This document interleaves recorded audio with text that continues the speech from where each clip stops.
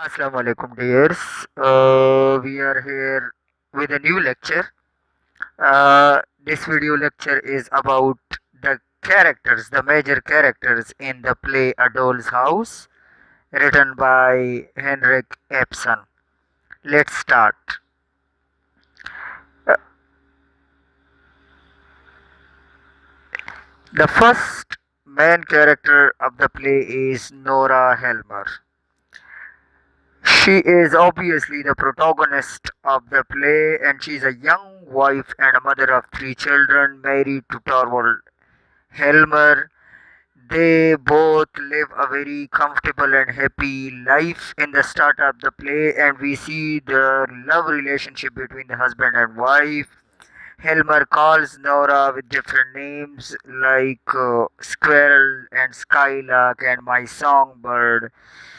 She seems to be very playful, naive, and childlike in the start of the play. We also see that she is obsessed with money. She is a spendthrift, although her husband always talk and insists on not spending too much money. But Nora is obsessed with this strange behavior. Uh, In the end of the play, Nora is not as carefree as and naive as she seems, but in the end, we can see that she is a determined and hard-working young woman who can sacrifice anything for the sake of her family and for the sake of her husband. As we know that she had arranged money in the past to treat her husband health. Although that arrangement of money was something bad in the eyes of Hilmer, but it shows that she is a determined and hardworking lady. She also is not the type of people, wives, and mothers of the 19th century, but she is beyond the limits of the 19th century vibe. She is just like a man. Why? Because for the wife and mother, for a woman in 19th century, it was not allowed to borrow money from other people without from the bank without the husband and her father consent. But she did it. That shows her independence and determination and ambition. Nora comes to the stark realization in the end of the play when Torvald becomes furious while reading the letter of Krogstad. She said and she thought that the marriage has been a game for her and she was a doll wife in the real life doll's house. It was a doll's house, and she also realized that her husband was making himself happy with playing the doll wife. She says that she has pretended to be someone she is not in order to fulfill the role of society that is expected of her. And thus she makes a controversial decision to leave her husband and children. She rejects the idea of ideal family life and leaves everything behind in order to discover her true self. Why is it a controversial decision? It is, some people they think that it is bad for her to leave her children, at least. Although the fault lies in her husband, but is no fault of the children. That's why it can be termed as a controversial decision.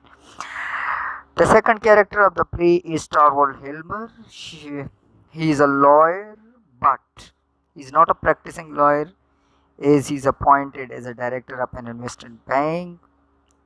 He's a typical middle class husband of the 19th century who believes in social morality, his status quo in the society, and beside this, he seems to be very affectionate and loving to Nora.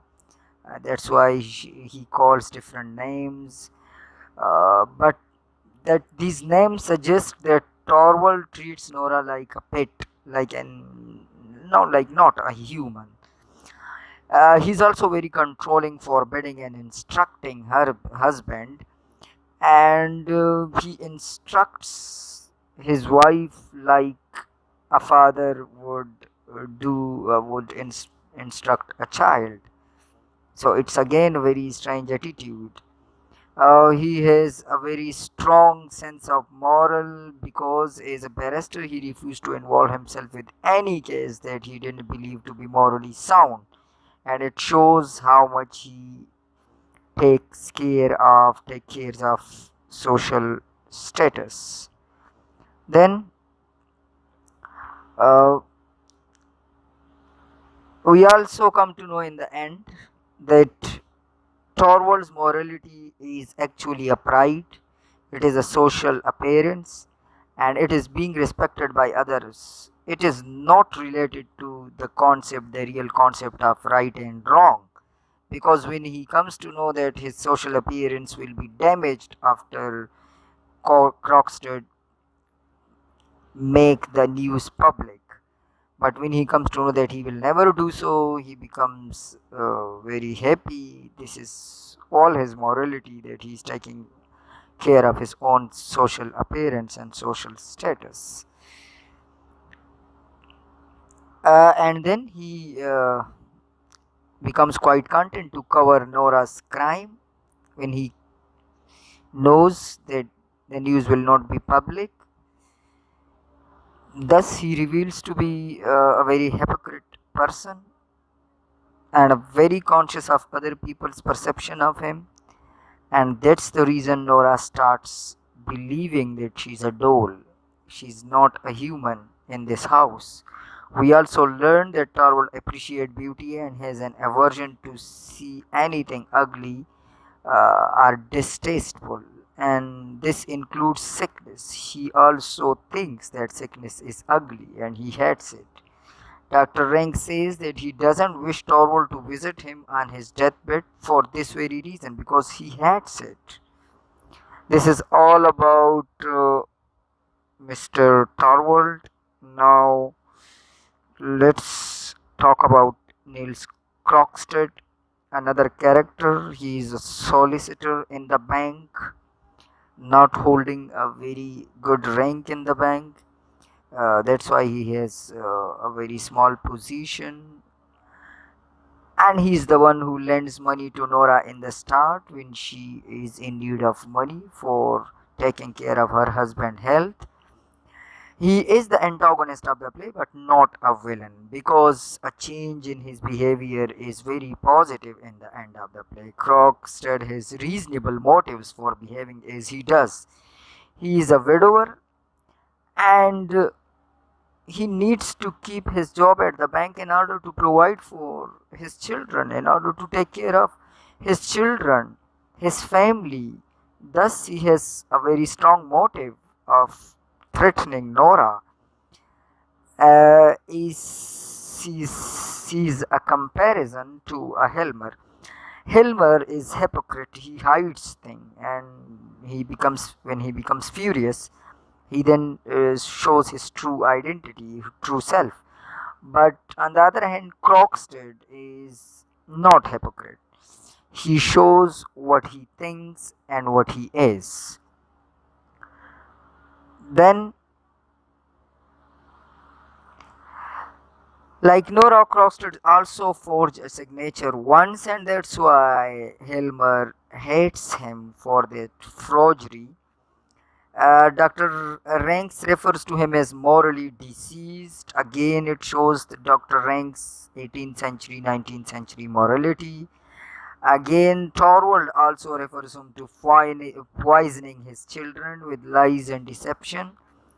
Although these two people are not having a good opinion of Krogstad, but Mrs. Linde is able to see the potential good in him, and she knows that he is a victim of his circumstances. Krogstad's ability to make this apology is a redeeming feature of his character, and it is something very positive that makes him the antagonist but not the villain. And we also know that he loves Mrs. Linde. That's why he wrote an apologizing letter to Helmer. This is what about Krogstad and his character in the play. Then we have a very interesting character, Mrs. Christine Lande. Christine Lande is a Nora school friend, childhood friend, but she is a widow now, and they did not meet for 10 years. For the last 10 years, she married to a wealthy man in order to uh, take care of her mother and brothers. But 3 years back, her husband died. She is a very practical, down to earth woman, and she married for financial security rather than love. She could support her sick mother and two younger brothers. Her working out is for necessity, not for pleasure like Nora. She is a comparison to Nora. Nora thinks that she is independent. She loves to be independent, but Lande loves to be independent. No, she she has needs. That's why she wants to work. The self-sacrifice. She sacrificed her relationship with Krogstad for her family, and she then dedicated her life towards caring for her sick mother. In contrast to Nora, who did not go visit her father when he was on deathbed.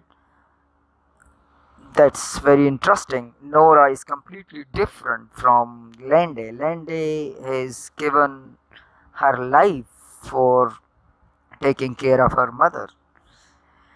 Christine therefore serves as a direct comparison for the character of Nora in many ways. Then we have Dr. Rang. He is one of the oldest friends of Torvald. He's a medical doctor, but he has a problem, a disease. He's dying of tuberculosis of the spine. This disease is a hereditary venereal disease that has been transferred to him from his father. The sins of parents being revisited on their children. It is what he says about his parents. Like Darwin, he also attempts to keep up appearances, and only in the end of the play he confesses his love to Nora, and till that moment he hides his real appearance, what is there in his mind. The character of Dr. Reng therefore also serves a contrast to the more serious disciplined character of Torvald, who is very, very concerned with social respect and social status. On the other hand, Dr. Reng is a kind of normal individual, although he has this Victorian morality when he talks about Krogstad. Then the last character we have Annie Mary. Annie Mary is a nanny to Helemer's three children, so has lived with the family for many years. She was also Nora's own nanny before that, coming to work in Nora's father's house to bring up Nora when her mother died. And this was the reason she sacrificed her own illegitimate child in order to take care of Nora. Thus, she shares with Nora and Mrs. Lande the act of sacrificing her own happiness out of economic necessity. This is all about the characters of A Doll's House. If you like this lecture, please share and subscribe. Thank you so much.